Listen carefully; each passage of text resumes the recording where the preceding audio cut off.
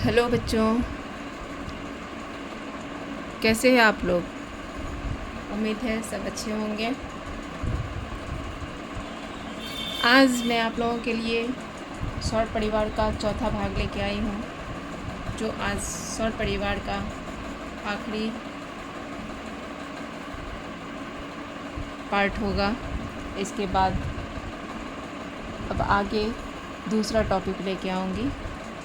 आज मैं आप लोगों को बताने वाली हूँ सौर मंडल के बाकी के ग्रहों के बारे में। सबसे पहले मैं बता दूं, सौर मंडल के ग्रह दो भागों में विभाजित किए जाते हैं। मैंने बताया था, एक आंतरिक ग्रह और एक बाह्य ग्रह। आंतरिक ग्रह के अंतर्गत बुध, मंगल, पृथ्वी, शुक्र आते हैं, जो एस्टेरॉयड बेल्ट के अंदर होते हैं, सूर्य के सबसे ज़्यादा नज़दीक। और जो भी एस्टेरॉयड बेल्ट के बाहर होते हैं उन्हें बाह्य ग्रह कहा जाता है। उसके अंतर्गत बृहस्पति, शनि, अरुण और वरुण होते हैं। इन दोनों में अंतर,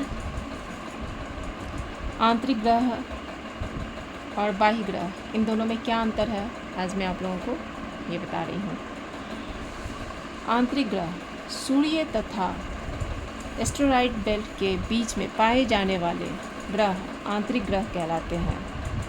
सूर्य तथा, मैंने आपको उस दिन भी बताया था और आज भी बता रही हूँ, सूर्य तथा एस्टेरॉयड बेल्ट के बीच में कौन कौन से ग्रह पाए जाते हैं? बुध, मंगल, पृथ्वी और शुक्र। ये चारों आंतरिक ग्रह कहलाएंगे। जो आंतरिक ग्रह होते हैं, यह ग्रह ठोस चट्टानों द्वारा निर्मित होती है। इसमें रिंग सिस्टम नहीं पाया जाता है। इसमें सभी का घनत्व अधिक होता है। सभी पर धरातल है। उपग्रहों की संख्या अत्यधिक कम है। बुध और शुक्र के पास कोई भी उपग्रह है ही नहीं। अगर इसे क्वेश्चन भी बनता है कि ऐसे कौन से ग्रह हैं जिसके अपनी कोई उपग्रह या चंद्रमा नहीं है, तो बुध और शुक्र के पास कोई उपग्रह नहीं है। जबकि पृथ्वी के पास एक और मंगल के पास दो उपग्रह है। पृथ्वी के पास एक उपग्रह कौन सा है? चंद्रमा है। और मंगल के पास दो उपग्रह कौन सा है? फोबोस और डिबोस। मैं आपको उसके बारे में जब मंगल ग्रह पढ़ाऊंगी तब उसमें आपको उसके दो उपग्रह के बारे में बताऊंगी। और आंतरिक ग्रह, इसे पार्थिव ग्रह भी कहते हैं। आंतरिक ग्रह को पार्थिव ग्रह भी कहते हैं। अब देख लीजिए बाह्य ग्रह। बाह्य ग्रह किसे कहते हैं? तो जो ग्रह एस्टेरॉयड बेल्ट और कुपर बेल्ट के बीच में है, यह ग्रह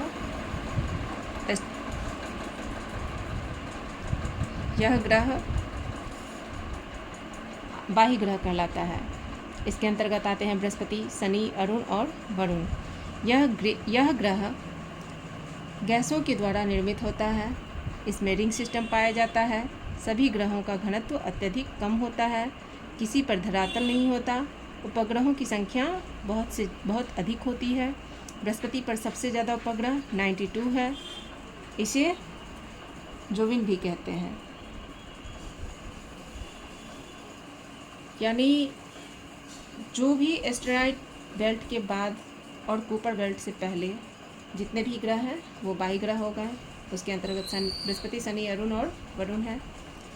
इस ग्रह में रिंग नहीं होता है और इस ग्रह में रिंग यानी छल्ले लगे होते हैं।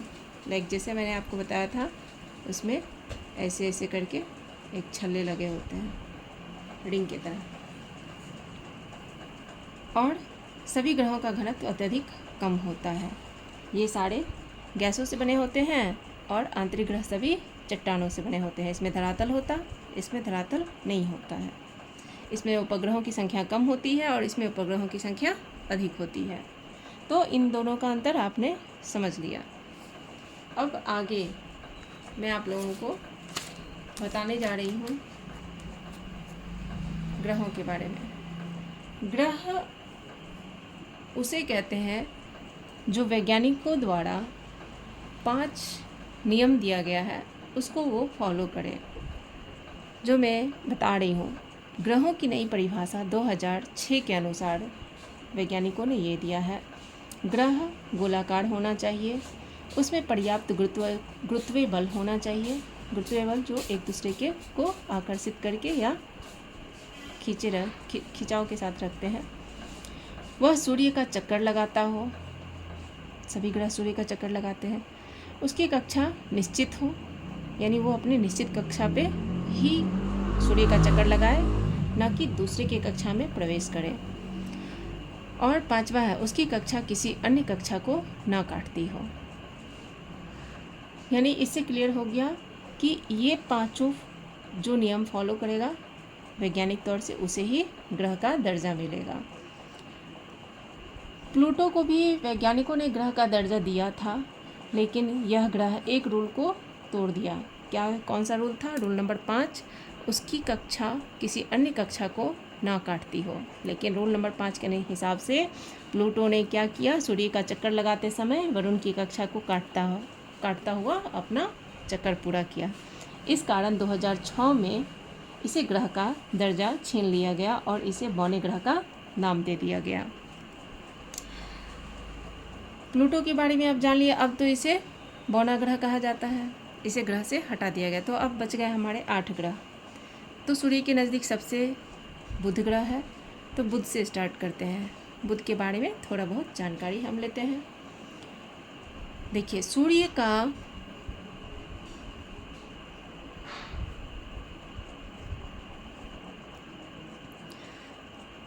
का निकटतम ग्रह सौरमंडल का सबसे छोटा ग्रह, सबसे अधिक तापांतर वाला ग्रह, संपूर्ण सौरमंडल में केवल बुध ग्रह ही ऐसा ग्रह है जिस पर वायुमंडल नहीं होता एवं इसका कोई उपग्रह भी नहीं है। सबसे पहली बात कि यह सूर्य का सबसे नज़दीक ग्रह है। दूसरी बात कि सौरमंडल का सबसे छोटा ग्रह है। और अधिक तापांतर, यहाँ बहुत ज़्यादा ताप है, सबसे अधिक ताप वाला क्योंकि होगा ही, क्योंकि वो सूर्य के सबसे ज़्यादा नज़दीक है, इसलिए यहाँ का तापांतर अधिक है। संपूर्ण सौरमंडल में केवल बुध ग्रह ही ऐसा है जहाँ पे वायुमंडल नहीं होता है, और इसका कोई उपग्रह भी नहीं है, इसका एक भी उपग्रह नहीं है। ठीक है, तो बुध के बारे में हमने इतना जानकारी ले लिया। अब आगे चलते हैं। शुक्र सूर्य से दूरी के क्रम में दूसरा स्थान पे आता है। पहला हो गया बुध, दूसरा नंबर पे क्या आता है? शुक्र। पृथ्वी का सबसे नज़दीक ग्रह है। इसका आकार पृथ्वी के आकार के लगभग बराबर है। इस कारण इसे पृथ्वी का जुड़वा बहन भी कहते हैं या पृथ्वी की भगनी भी कहते हैं। यह सबसे चमकीला ग्रह है। इसे सांझ का तारा, भोर का तारा भी कहा जाता है। परिभ्रमण पूर्व से पश्चिम की ओर होता है। इस कारण सूर्योदय पश्चिम से होता है। शुक्र पर इसका परिभ्रमण क्या है? शुक्र का पूर्व से पश्चिम की ओर, जिसकी वजह से इसका क्या होता है? सूर्योदय पश्चिम दिशा से होता है। इसका कोई भी उपग्रह नहीं है, यानी जो सूर्य के सबसे ज़्यादा नज़दीक है उसका कोई उपग्रह नहीं है, ना बुध का और ना शुक्र का। शुक्र का आकार बिल्कुल पृथ्वी जैसा है, इसलिए इसे क्या कहा जाता है? ये याद रखने वाली क्वेश्चन है। क्वेश्चन में पूछा जा सकता है कि सांझ का तारा या भोर का तारा किसे कहते हैं? तो सबसे ज़्यादा चमकीला होने के कारण इसे सांझ का तारा और भोर का तारा कहते हैं। और पृथ्वी की भगनी या पृथ्वी की बहन किसे कहा जाता है? क्योंकि ये पृथ्वी के जैसा ही दिखने वाला एक ग्रह है, इसीलिए इसे पृथ्वी की बहन या पृथ्वी की भगनी कहते हैं। किसे? शुक्र को। ठीक है।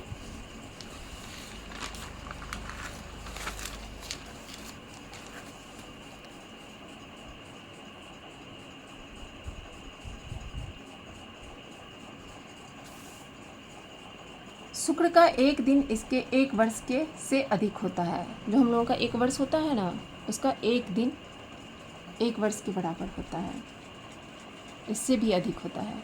यह अपने अक्ष पर सबसे कम गति में घूमता है।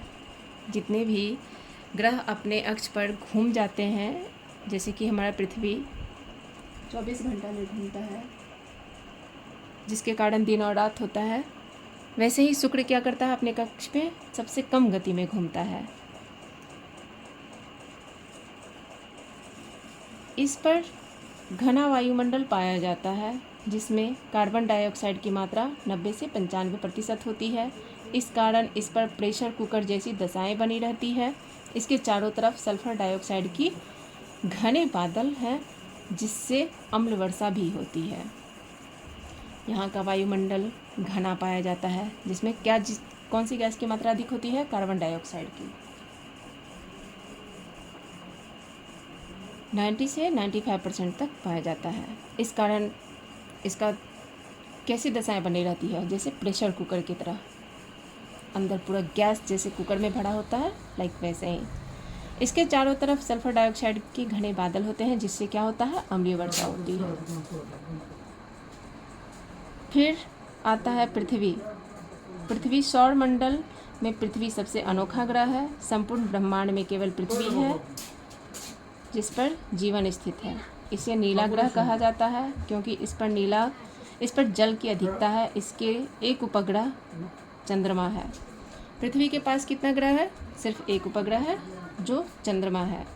सौरमंडल में सबसे अनोखा ग्रह, क्योंकि यहाँ पे जीवन पाया जाता है इसलिए यह सबसे अनोखा ग्रह है। इसे नीला ग्रह भी कहा जाता है क्योंकि इस पर जल की अधिकता है और थोड़ा ग्रीन भी दिखता है अंतरिक्ष से। नीला और ग्रीन दिखता है। ग्रीन क्योंकि यहाँ वन ज़्यादा है और नीला क्योंकि जल ज़्यादा है। तो पृथ्वी के बारे में इतना जान गए। अब जानते हैं मंगल ग्रह के बारे में। पृथ्वी के बाद सबसे अधिक जीवन की संभावना इसी ग्रह पर मौजूद है। इसे लाल ग्रह कहते हैं क्योंकि इसके धरातल पर फेरिक ऑक्साइड की अधिकता है, इसलिए यह ग्रह लाल दिखता है। इसका परिभ्रमण लगभग पृथ्वी के बराबर ही है। मंगल के दो उपग्रह हैं, फोबोस और टिपोस। जैसे चंद्रमा के एक उपग्रह है ना, पृथ्वी के एक उपग्रह है ना चंद्रमा, वैसे ही मंगल ग्रह के दो उपग्रह हैं, फोबोस और डिवोस। मंगल ग्रह पर घना वायुमंडल पाया जाता है जिसमें कार्बन डाइऑक्साइड, मेथेन आदि गैस की अधिकता है एवं इस पर ज्वालामुखी क्रियाएं हमेशा चलती रहती है, जिस कारण यहाँ पे ज्वालामुखी पर्वतों का निर्माण हुआ है। और ओलंपस मंस इसी प्रकार की ज्वालामुखी पर्वत है। कहाँ पे? मंगल ग्रह पे, ओलंपस मंस।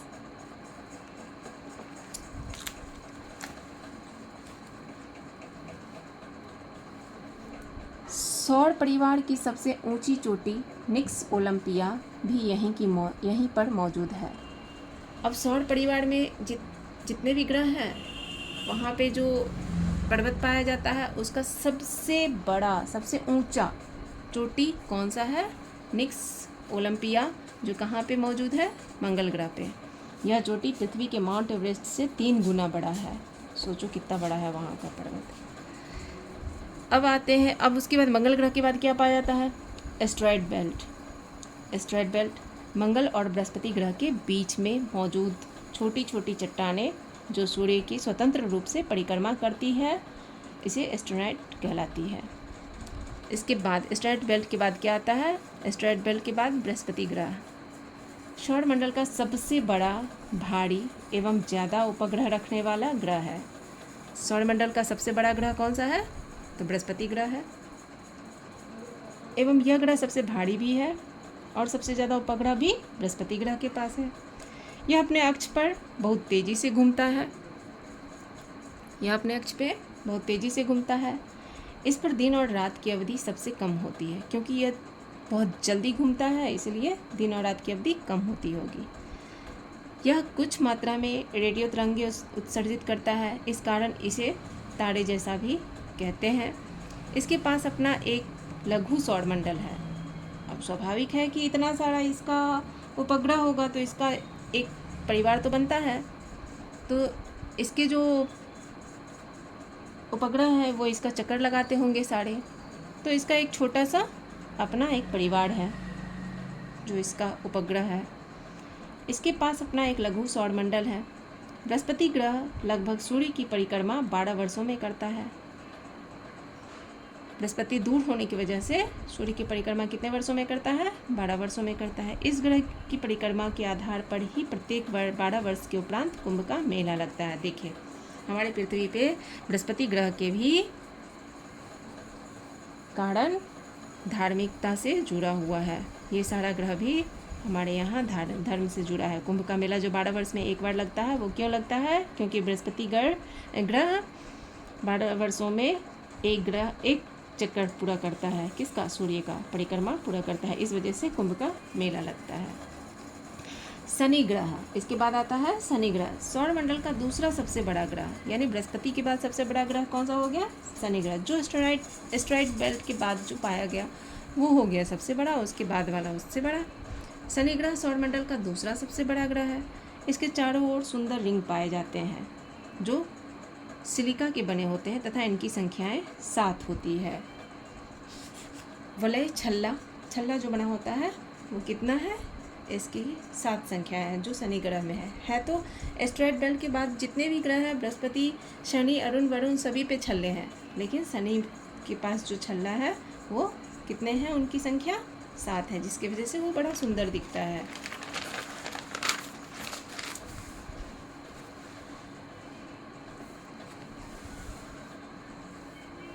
इसे आकाश गंगा जैसा भी कहा जाता है। इसका घनत्व सबसे कम होता है। इसका घनत्व इतना कम होता है कि यह पानी पर भी आसानी से तैर सकता है। तो शनि ग्रह के बारे में हम इतना जान लिए। अब आगे है अरुण ग्रह। अरुण ग्रह सौरमंडल का तीसरा सबसे बड़ा ग्रह है। इसका अक्षीय झुकाव सबसे अधिक है, इसलिए ये इसे लेटा हुआ ग्रह भी कहते हैं। क्वेश्चन आता है कि लेटा हुआ ग्रह कौन सा है, तो हम लोग उसका जवाब जान ले। अरुण ग्रह को लेटा हुआ ग्रह कहा जाता है क्योंकि वो अपने अक्ष पे सबसे अधिक झुका हुआ है। इसके बाद आते हैं वरुण ग्रह पे। एक बात और बता दें कि एस्टेरॉइड बेल्ट के बाद जो भी ग्रह है वो धीरे धीरे ठंडा होते जाता है, यानी क्यूपर बेल्ट के जो सबसे नज़दीक वाला ग्रह है वो अधिक ठंडा होता है क्योंकि वहाँ सूर्य के प्रकाश बहुत कम पहुँचते हैं और दूरी होने की वजह से भी वो ग्रह ठंडा होता है। और अरुण भी ठंडा ही होता है लेकिन वरुण से कम ठंडा होता है। इसका अक्षीय झुकाव सबसे कम होता है, इसलिए इसे लेटा ग्रह कहते हैं। हो गया अरुण का। अब वरुण ग्रह के बारे में जानते हैं। सौरमंडल का चौथा सबसे बड़ा ग्रह होता है वरुण ग्रह। सबसे अधिक दूरी होने के कारण यह ग्रह सबसे ठंडा ग्रह माना जाता है। अभी मैंने बताया कि सूर्य से अधिक दूरी होने के कारण एस्टेरॉइड बेल्ट के बाद का जो ग्रह है वो धीरे धीरे ठंडा होते जाता है। जो सबसे लास्ट में वरुण ग्रह है, तो वरुण ग्रह सबसे अधिक ठंडा होता है। अरुण एवं वरुण दोनों ग्रह ही हिमगिरी कहा जाता है। अगर पूछा जाए कि किस ग्रहों को हिमगिरी कहा जाता है क्योंकि वहाँ अधिक ठंडा होता है, तो हमें याद रखना है अरुण और वरुण दोनों को हिमगिरी भी कहा जाता है। ठीक है, अब हमने अरुण और वरुण के बारे में भी जान लिया। अब उसके बाद आता है क्यूपर बेल्ट। क्यूपर बेल्ट में ऐसा क्या है, सौरमंडल का ऐसा भाग जहाँ पर सूर्य का प्रकाश नहीं पहुँच पाता है क्यूपर बेल्ट कहलाता है। इंफ्रारेड कैमरा के प्रयोग से इस बेल्ट का पता लगाया गया था। वैज्ञानिकों ने इसका पता लगाया था। उस कैमरे का क्या नाम है, इंफ्रारेड कैमरा। इसमें विभिन्न प्रकार की चट्टानें पाई जाती है। इस ग्रह को बौने ग्रह और पुच्छल तारों का घर भी कहा जाता है। यहाँ विभिन्न तरह की चट्टानों के अलावा यहाँ क्या क्या होते हैं, बौने ग्रह और पुच्छल तारे होते हैं जो ऐसे ही घूमते रहते हैं पृथ्वी के चारों, सूर्य के चारों ओर घूमते रहते हैं, लेकिन वो हमें दिखता नहीं है क्योंकि उसके बाद सूर्य की रोशनी बहुत ही धीमी पड़ जाती है, ना के बराबर वहाँ पहुँच पाती है। इसके अलावा वहाँ धूमकेतु भी मिलता है। धूमकेतु किसे कहते हैं, ये वो धूल चट्टान और आयनों से बने होते हैं जो सौरमंडल के गठन से बचे हुए एवं जमे हुए हैं। यानी जब सौरमंडल का गठन हुआ था, जब वो उसका निर्माण हुआ था, उससे जो चट्टानें बच गए थे, धूलकण बच गए थे, उसी से बने हुए हैं धूमकेतु, जमे हुए हैं। जब यह सूरज के करीब होता है तो यह गर्म हो जाता है और धूल और गैसों का एक विशाल चमक वाला सिर पूंछ में फैल जाता है, जो अधिकांश ग्रहों की तुलना में ये क्या होता है, बड़ा होता है। यानी कि देखने से ये ग्रहों से भी बड़ा लगता है धूमकेतु, लेकिन यह बहुत ही ज़्यादा चमकने वाला होता है। और ये कैसे फैल जाता है, सिर और पूंछ के ही तरह। हमारे सूर्य की परिक्रमा करने वाले करोड़ों धूमकेतु होते हैं। ये मुख्यतः 2 क्षेत्रों से उत्पन्न होते हैं, क्यूपर बेल्ट में और ओर्ट क्लाउड में। इसकी पूंछ सदा सूर्य के विपरीत दिशा में होती है। जो खगोलीय पिंड ग्रहों का चक्कर लगाता है उपग्रह कहलाता है। उपग्रह अब किसे कहते हैं? जो खगोलीय पिंड अपने ग्रहों का चक्कर लगाता है, जैसे कि पृथ्वी का चक्कर कौन लगाता है? चंद्रमा। तो चंद्रमा वह खगोलीय पिंड है जो पृथ्वी का चक्कर लगाता है, इसलिए वह उपग्रह कहलाता है। तो इसी तरह से फोबोस और डिबोस किसका चक्कर लगाएगा? तो मंगल का लगाएगा, क्योंकि वो मंगल का उपग्रह है। तो उपग्रह भी दो प्रकार के होते हैं, ठीक है, प्राकृतिक उपग्रह और कृत्रिम उपग्रह। प्राकृतिक उपग्रह, सौरमंडल में 8 ग्रह हैं, जिनमें बुध और शुक्र के पास एक भी ग्रह नहीं है। सबसे कम उपग्रह पृथ्वी के पास है, एक ही है। वहीं सबसे अधिक बृहस्पति के पास है, 92। बृहस्पति के पास कितने उपग्रह है? 92। उसका एक छोटा सा सौर परिवार है। संपूर्ण और सौरमंडल में 200 से अधिक उपग्रह हैं। यानी एस्टेरॉयड बेल्ट के बाद जो भी ग्रह हैं उनके पास बहुत ज़्यादा ही उपग्रह हैं। और एस्टेरॉयड बेल्ट से पहले मात्र 3 उपग्रह, फोबोस, डिबोस एंड चंद्रमा, 3 ही उपग्रह उधर गए। और सबसे अधिक किसके पास है? तो बृहस्पति के पास है, 92। मायने रखता है इतना सारा उपग्रह होना। सबसे बड़ा उपग्रह गैनीमेड है, जो बृहस्पति का है, क्योंकि बृहस्पति भी सबसे बड़ा ग्रह भी है। और सबसे छोटा उपग्रह डीमोस है, जो किसका है? मंगल का है। तो इतना याद रखना है कि सौरमंडल में सबसे बड़ा उपग्रह कौन सा है? गैनीमेड है, जो बृहस्पति का उपग्रह है। और सबसे छोटा उपग्रह कौन सा है? डीमोस, जो किसका उपग्रह है? मंगल का उपग्रह है। अब आता है बात कृत्रिम उपग्रह का। कृत्रिम उपग्रह जो मानवों द्वारा निर्मित होता है, वैज्ञानिक जिसे बनाता है। ये भी 2 प्रकार के होते हैं, ध्रुवीय उपग्रह और भूस्थिर उपग्रह। ध्रुवीय उपग्रह किसे कहते हैं? यह पृथ्वी की परिक्रमा उत्तर से दक्षिण तथा दक्षिण से उत्तर की ओर लगाते हैं। यह एक दिन में पृथ्वी के कई चक्कर लगा लेते हैं। इन उपग्रहों को PSLV रॉकेट के द्वारा छोड़ा जाता है। इसकी ऊंचाई 400 किलोमीटर से ऊपर होती है। भूस्थिर उपग्रह, यह उपग्रह पृथ्वी के सदा एक ही स्थान पर दिखाई देती है। नाम ही है भूस्थिर उपग्रह। एक ही स्थान पर दिखाई देती है क्योंकि यह पृथ्वी का चक्कर 24 घंटा में लगाता है और इतने समय में पृथ्वी भी अपना एक चक्कर पूरा कर लेती है। इन उपग्रहों को पृथ्वी की धरातल से 36,000 किलोमीटर ऊंची कक्षा में स्थापित किया जाता है। इस कक्षा को जियो स्टेशनरी ऑर्बिट कहते हैं। एक ऑर्बिट कक्षा बन जाता है उसका, जिसपे वो बार बार चक्कर लगाते रहता है और वो 24 घंटा में एक बार ही चक्कर लगाता है, ठीक है। अधिक ऊंचाई पर ले जाने के लिए GSLV रॉकेट का प्रयोग किया जाता है इन कृत्रिम उपग्रहों को छोड़ने के लिए अंतरिक्ष में। ऐसे उपग्रह सामान्यतः संचार उपग्रह होते हैं। भारत में इनसैट उपग्रह इसके उदाहरण हैं। इन उपग्रहों को हमेशा पूर्व की ओर मुंह करके छोड़ा जाता है। ऐसा करने से वह पृथ्वी की परिक्रमा गति को प्राप्त कर लेता है। पृथ्वी का एकमात्र उपग्रह चंद्रमा है। चंद्रमा के अध्ययन को सेलेनोलॉजी कहते हैं। चंद्रमा पृथ्वी का एक चक्कर 27 दिन में लगाता है। चंद्रमा विवर्तनी रूप से शांत है क्योंकि इसमें पृथ्वी के समान दुर्बल मंडल का अभाव है। यहाँ पर भूकंप और ज्वालामुखी जैसी क्रियाएं नहीं होती है। चंद्रमा पर वायुमंडल का भी अभाव है, जिसके कारण यहाँ पर पलायन वेग अत्यधिक कम पाया जाता है। वायुमंडल के अभाव के कारण यहाँ पर उल्कापिंड जैसी घटनाएं होती रहती है। चट्टानें सीधे चंद्रमा से टकराती है, जिससे वहाँ पे गहरे गड्ढे बने होते हैं एवं इन गड्ढों को क्रेटर कहते हैं। हम जब चंद्रमा को नज़दीक से देखें तो उस पर बहुत सारे गड्ढे छोटे छोटे दिखाई देते हैं। वो गड्ढे इसी की वजह से हैं, क्योंकि वहाँ हमेशा उल्कापिंड जैसी घटनाएं होती रहती है और उस गड्ढे को क्या कहते हैं? क्रेटर कहते हैं। चंद्रमा पृथ्वी के मुकाबले 1/6 गुरुत्वीय बल है। खगोलीय विज्ञान में युति वियुति एक गुरुत्वाकर्षण प्रणाली है, जिसमें 3 खगोलीय पिंडों का एक सरल रेखीय विन्यास होता है। जब सूर्य, पृथ्वी और चंद्रमा एक सीध में हो तो युति युति कहलाती है, युति वियुति कहलाती है। तो हो गया आपका आज 8 ग्रह के बारे में जानकारी खत्म। अब मैं अगले वीडियो में कुछ अलग लेके आऊँगी। टॉपिक चेंज करके अभी मैंने सोचा नहीं है कि कौन सा टॉपिक रहेगा, तो मैं आपको अगले वीडियो में मिलती हूँ एक नए टॉपिक के साथ। नमस्कार।